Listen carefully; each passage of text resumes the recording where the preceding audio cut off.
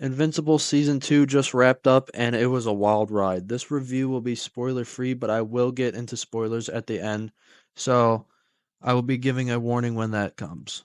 Now, beginning with what I liked, I thought the action and the animating were done just as good as the first season, if not better.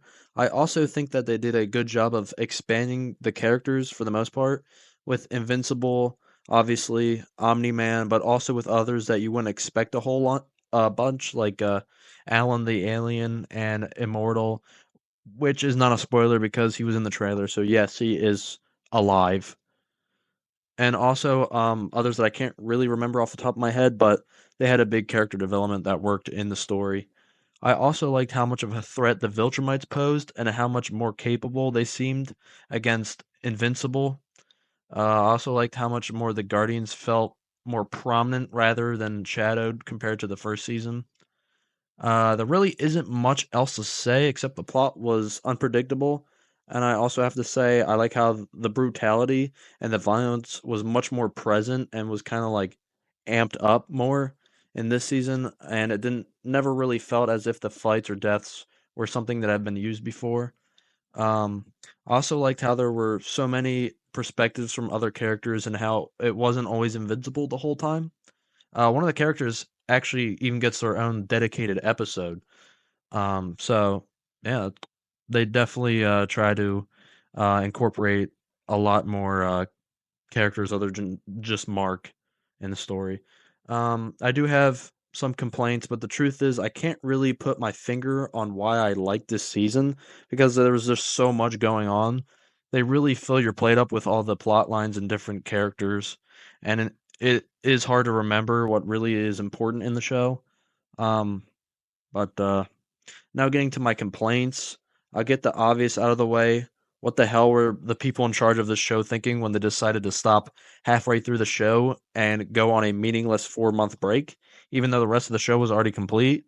It totally made me forget what happened when the show came back, and I really was kind of losing interest because it was just wasn't the same.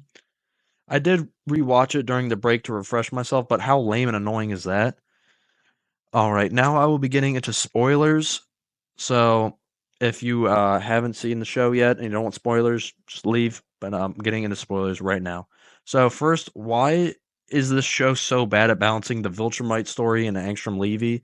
In the end, Angstrom didn't seem to really have a purpose, and I'm wondering now if he was there for filler because what the hell did he accomplish except for breaking Debbie's arm, who is Invincible's mom, if you forgot.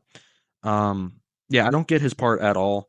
I think they kind of messed it up because he is a prominent threat in the comics, supposedly, but in the show, he's there in the beginning and the end and just gets destroyed by Invincible in like a matter of minutes in the show. So he seems way less intimidating compared to the Viltrumites, who are just way more of a threat, it seems. Also, some of the characters, especially on the Guardians, seem useless and less important than in the first season. Like Samson, for example, and Shrinking Ray, who I know was hospitalized. But I would even say characters like Cecil felt underwhelming. And also, Omni Man was not even close to how apparent he was in the first season. So they just, I don't know. They just did not really seem to be important at all. Also, the soundtrack is a lot less memorable and doesn't really seem to be utilized at all in this season as compared to the last one. The only song I remember is Karma Police in the very beginning of the season, and besides that, there really isn't much soundtrack, it seemed. But anyways, all in all, it's still entertaining and I found myself invested, but I can comfortably say that the first season was better, in my opinion. I'd give this season a 7 out of 10, and for reference, I would have given season 1 a 9. Thank you for watching, and please like and subscribe, and goodbye.